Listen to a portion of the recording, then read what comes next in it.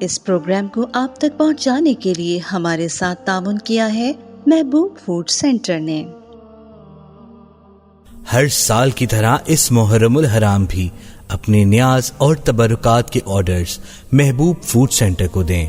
20 سال سے زائد کراچی کا مشہور اور واحد برانڈ جس نے اپنی کوالٹی پر کبھی سمجھوتا نہیں کیا۔ محبوب فوڈ سینٹر، سولجر بازار نمبر 2، کراچی۔ بسم اللہ الرحمن الرحیم۔ السلام علیکم۔ فریڈم نیوز کے زیر اہتمام میں اور آپ موجود ہیں پروگرام حسین راہ نجات میں، اور آج مقتل کربلا میں 7ویں محرم آ گئی، اور جب 7ویں محرم کا تذکرہ آتا ہے تو حضرت قاسم کی یاد آتی ہے۔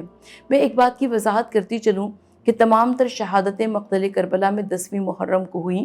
ہم بر صغیر پاک و ہند میں رہنے والے ہم لوگوں نے مختلف تاریخوں کے لحاظ سے مختلف شہادتوں کو تقسیم کر لیا تاکہ آسانی کے ساتھ ان شہادتوں کو بیان کر سکیں۔ حضرت قاسم حضرت امام حسن علیہ السلام کے فرزند تھے۔ جناب ام فروہ آپ کی والدہ گرامی کا نام ہے، اور حضرت قاسم ابن حسن، دنیا کا دستور یہ ہے کہ اگر باپ مر جائے اور بیوہ ماں کے پاس ایک ہی بچہ ہو تو وہ اس کو بڑے ناز و نیم کے ساتھ پالتی ہے، اور دل میں ارمان رکھتی ہے کہ کب یہ بچہ بڑا ہوگا، کب اس کی شادی ہوگی، کب اس کی اولاد ہوگی۔ اے بی بی ام فروہ آپ کو ہمارا سلام کہ حضرت قاسم کی شہادت ہو گئی مقتل کربلا میں۔ حضرت قاسم ایک عظیم شخصیت کا نام ہے، اس لیے کہ تمام شہداء جو کہ مقتل کربلا میں جب موت آئی تب شہادت کے درجے پر فائز ہوئے، لیکن حضرت قاسم وہ عظیم فرد ہیں جو کہ زندگی میں ہی جن کا لاشا پامال ہو گیا تھا۔ روایت یہ کہتی ہے کہ حضرت قاسم کو جنگ کی اجازت نہیں مل رہی تھی، بار بار حضرت قاسم نے جنگ کی اجازت مانگی، مگر بیوہ بھابھی کی عمر بھر کی کمائی کو امام علی مقام کیسے جنگ کی اجازت دے دیتے۔ حضرت قاسم اپنے خیمے میں بڑی اداسی کے عالم میں بیٹھے ہوئے تھے کہ بازو پر ایک نوشتہ بندھا ہوا تھا۔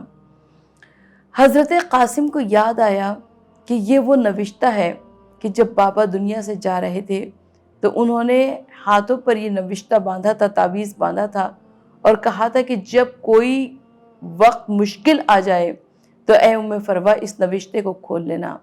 حضرت ام فروہ دل میں سوچتی ہیں کہ اس سے زیادہ مشکل وقت کون سا آئے گا، اور اس تعویذ کو کھولتی ہیں تو اس میں امام حسن مجتبیٰ علیہ السلام کی تحریر تھی کہ کل جب کربلا میں وقت امتحان آ جائے تو قاسم کو میری جانب سے قربان کر دینا۔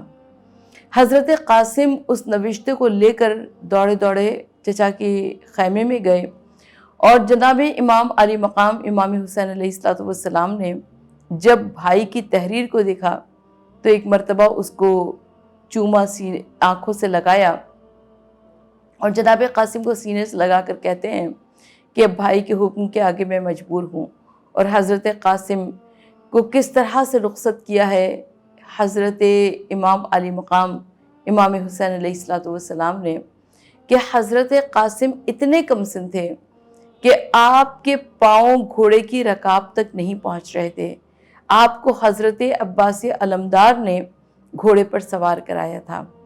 حضرت قاسم جس وقت مقتل کربلا میں آئے اور آپ نے رجز پڑھا تو یہی کہا کہ میں حیدر کرار کا پوتا ہوں، اور ہاشمی خون، ہاشمی شجاعت میرے رگ و پے میں بھری ہوئی ہے۔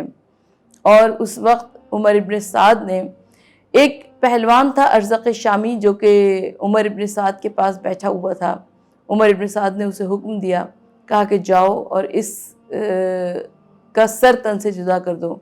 ارزق شامی نے کہا کہ میں اتنا بڑا عرب کا نامی گرامی پہلوان اور یہ 13 برس کا بچہ، میرے لیے توہین ہے کہ میں اتنے چھوٹے بچے سے لڑوں، اس کے لیے تو میرا ایک ہی بیٹا کافی ہے۔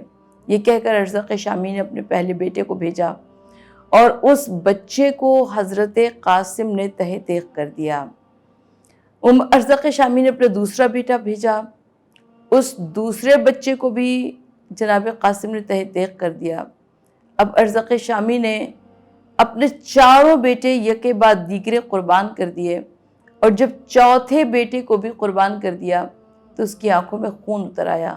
ظاہر ہے 4 بیٹے جس کے ہوں اور وہ چاروں دنیا میں نہ رہیں، ارزق شامی جھومتا ہوا حضرت قاسم کے مقابلے پر آیا، اور حضرت امام علی مقام نے آواز دی در خیمہ سے کہ فضہ بھابھی فروا سے کہنا کہ وہ دعا کریں، آج عرب کا بہت بڑا پہلوان آیا ہے قاسم سے مقابلے کے لیے۔ اور حضرت قاسم وہ تھے جو کہ اتنے کم سن تھے کہ حضرت عباس نے ان کو تھام کر گھوڑے پر بٹھایا تھا۔ حضرت عباس کے شاگرد تھے حضرت قاسم، اور جب آپ رخصت ہوئے ہیں تو روایت ہی کہتی ہے کہ آپ نے میدان جنگ میں جا کر رجز پڑھا۔ ارزق شامی کو بھی واصل جہنم کیا حضرت قاسم نے، اور اس کے بعد جس وقت کے لشکر یزید حضرت قاسم پر حملہ آور ہوا تو حضرت قاسم اتنے کم سن تھے، اتنے نوعمر تھے کہ آپ نے امام علی مقام امام حسین علیہ السلام کو نہیں پکارا، بلکہ آپ نے آواز دی کہ اماں میری خبر لیجئے۔ اور ابھی حضرت علی اکبر موجود تھے، حضرت عباس موجود تھے، اور جب امام حسین علیہ السلام ان دونوں شیروں کو لے کر پہنچے ہیں میدان جنگ میں، تو ایک مرتبہ جب لشکر یزید نے دیکھا کہ 3 یعنی امام حسین، حضرت عباس اور حضرت علی اکبر تینوں ایک ساتھ آ رہے ہیں، تو میمنہ کی فوج میسرہ کی جانب اور میسرہ کی فوج میمنہ کی جانب حضرت قاسم کا لاشا زندگی میں پامال ہو گیا۔ اور جب امام علی مقام مقتل کربلا میں پہنچے ہیں تو حضرت قاسم کے لاش کے ٹکڑے مقتل کربلا میں بکھرے پڑے تھے۔ امام حسین علیہ السلام کو کہیں پر حضرت قاسم کا لاشا نظر نہ آیا۔ مولا نے آواز دی کہ قاسم کہاں ہو آواز دو، قاسم کہاں ہو آواز دو، مگر کہیں سے جواب نہ ملا۔ ایک مرتبہ مولا نے پکارا، کہا کہ اے قاسم، میں وقت کا امام ہونے کی حیثیت سے تمہیں حکم دیتا ہوں کہ تم مجھے آواز دو۔ لاش کے ایک ایک ٹکڑے نے پکارا، لبیک یا امام۔ پشت خیمہ سے آواز آئی، میدان جنگ سے آواز آئی، مقتل سے آواز آئی، فرات کی جانب سے آواز آئی، لبیک یا امام۔